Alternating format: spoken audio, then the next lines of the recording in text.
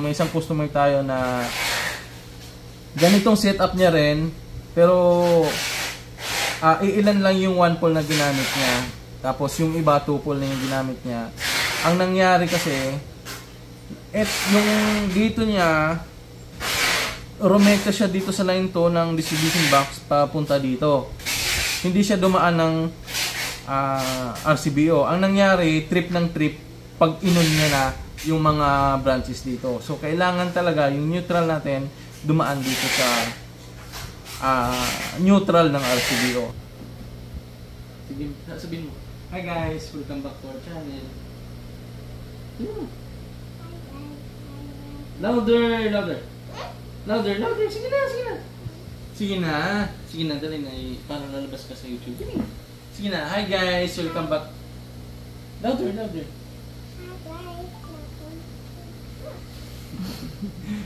Guys, may sumusunod na, may susunod na sa akin guys.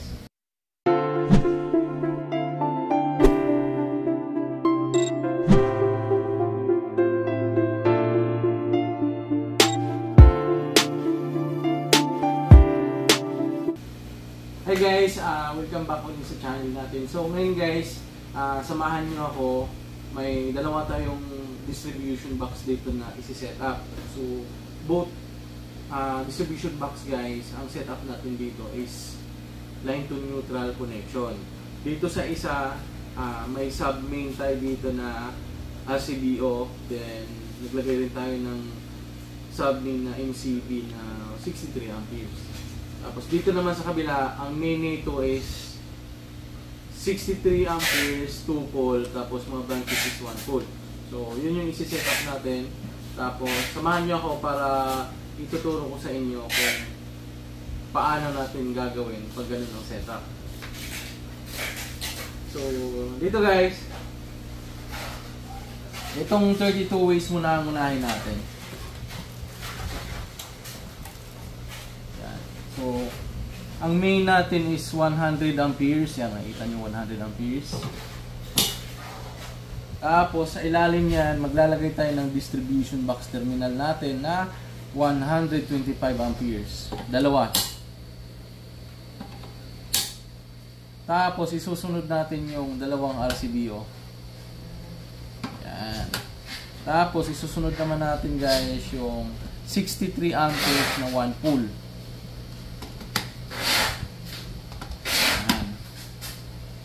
Tapos, pag na-set up na natin yan, ito na yung submain natin at saka yung mga RCBO.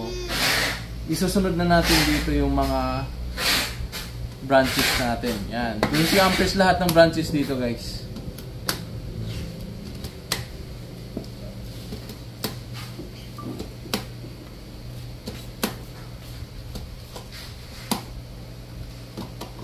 Yan. Sa baba naman, kabit natin yung mga branches.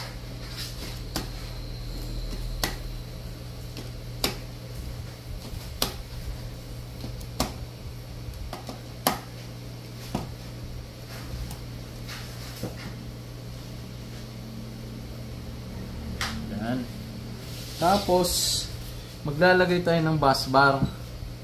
Itong bus bar na gamit natin guys, 1 pole na 80 amperes pala guys. Ayan. Pero pwede kayo gumamit dito guys ng 63 amperes. Pero, pagdating kasi sa bus bar, the higher is the better. Ayan.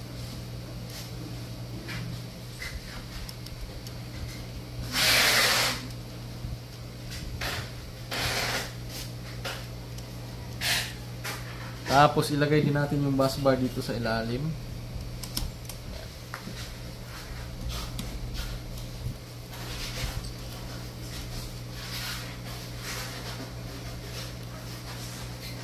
Yan.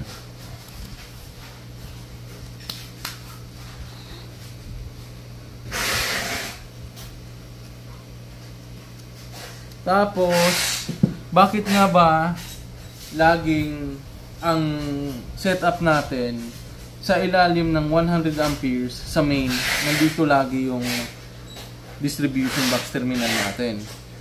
Kasi guys, kung maalala nyo, 100 amperes, malaki na yung wire na kailangan natin dito. So, napakahirap mag-bend. So, kaya ang ginawa natin, isang diretsuhan na lang yung kable natin.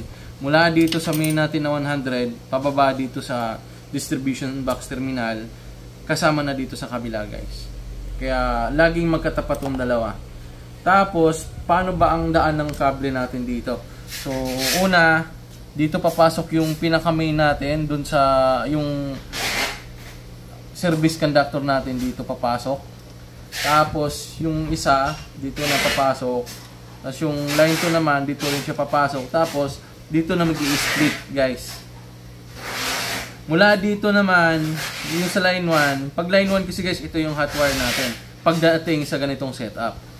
Tapos mula dito papasok siya sa RCBO. Papasok siya mula dito, papasok siya dito sa line natin dito. Tapos, pagkatapos dito, papasok naman siya dito.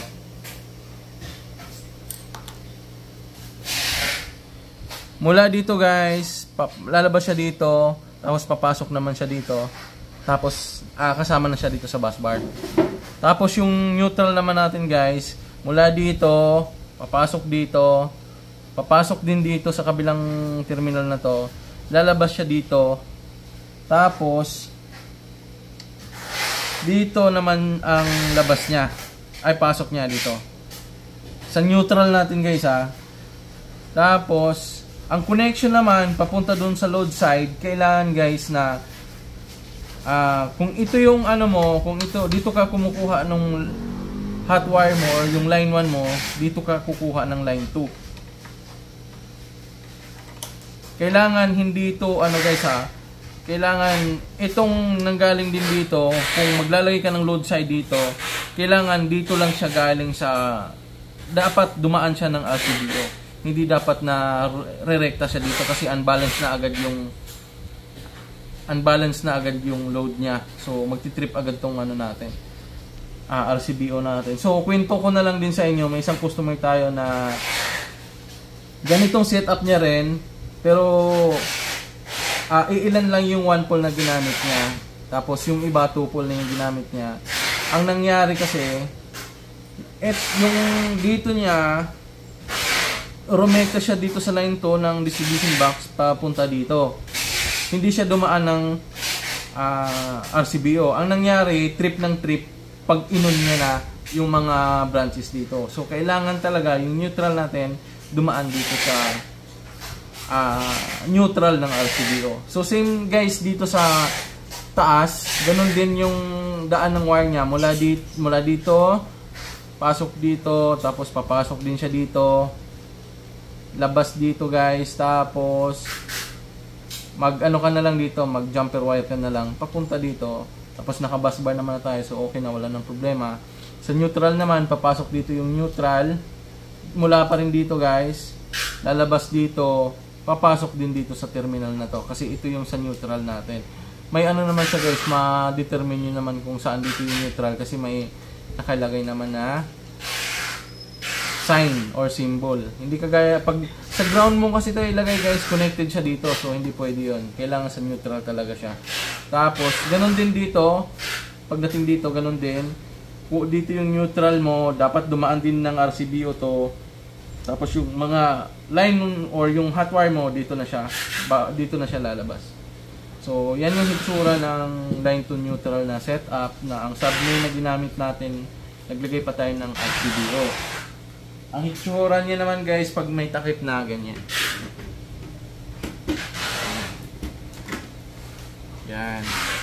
Yan yung magiging hitsura niya.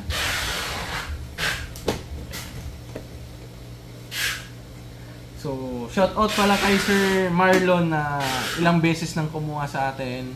Suki na natin, laging bumibili sa atin. So, shout out, sir. Salamat sa pagtitiwala at sana ulitin pa. Marami pang project sana. Yan. Tapos, guys, dito naman tayo sa pangalawang distribution box panel. So, ang ginamit natin dito, 16 ways. Tapos, ang gusto ng customer, 2 pole yung main niya, 63 amperes. tapos 1 pole yung mga branches. 1 pole yung mga branches. So, ang unang ikabit natin yung 63 amperes, ito yung main natin.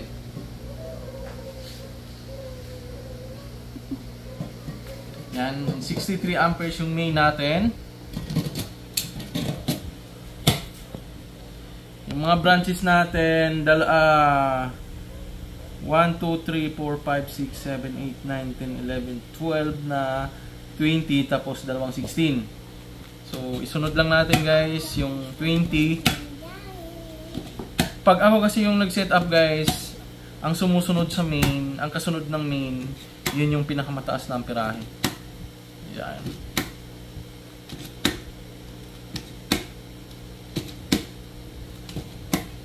Tapos yung dalawang 16 na lang. Yan. Tapos dito guys, ito na nakalagay na sa distribution box. Paano ba natin malalaman kung ilang pins ang bus bar na gagamitin natin? So, since na 2 pole yung MCB natin, yung main natin guys, ang gagawin natin this time, pagpalitin na natin yung hot wire at saka yung neutral. Dapat itong linya na to guys, ito yung magiging hot wire natin kasi ito yung connection ng bus bar natin dito. So para ma-identify natin kung ilang pins ang bus bar gagamitin natin, bibilangin lang natin ito guys. Dito nag-umpisa yung ano natin, bus bar. So 1, 2, 3, 4, 5, 6, 7, 8, 9, 10, 11, 12, 13, 14, 15. So meron na ako ditong 15. Ikakabit na lang natin guys. Ganyan. Or kung gusto nyong nandito sa baba yung bus bar, pwede nyo rin gawin ganyan. Since reversible naman yung mga MCB natin, pwede rin ganyan. Pero this time, ang gagawin natin guys, dito siya sa taas natin ilalagay. Yan.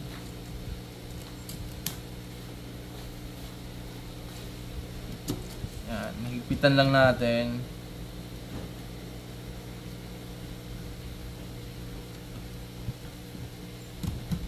Yan.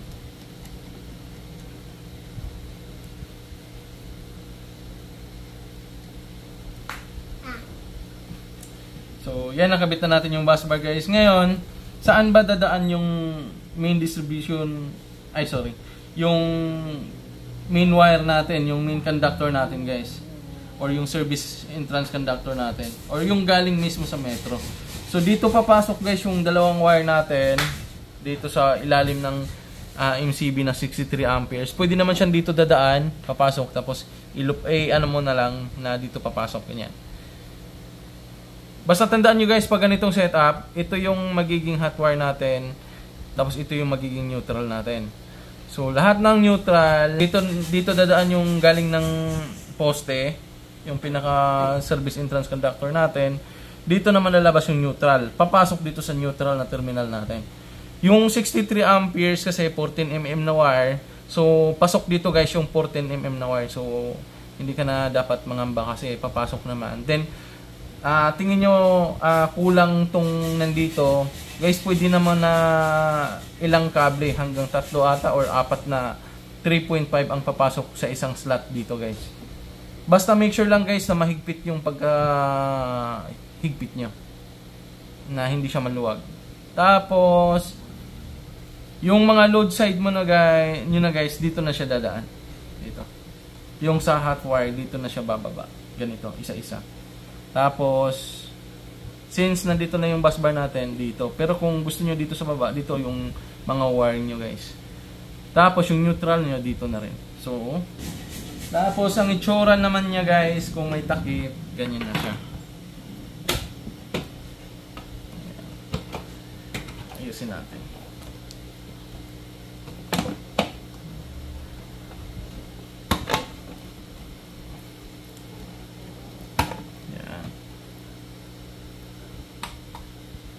Yan ang itsura niya pag may takip na siya. Yan. So, yun lang guys. At kung may mga katanungan kayo, pwede kayo mag-message, mag-comment dito sa video natin. So, huwag kayong mahiyang mag-message, mag-comment. Then, kung may inquiry kayo guys, pwede rin mag-message sa amin. So, libre naman yun. Wala namang problema yun. So, yun guys. sana dito sa munting video natin may natutunan kayo. Kung may hindi naintindihan, pwede kayong mag-message sa amin. So, yun lang guys. Maraming salamat. See you next time.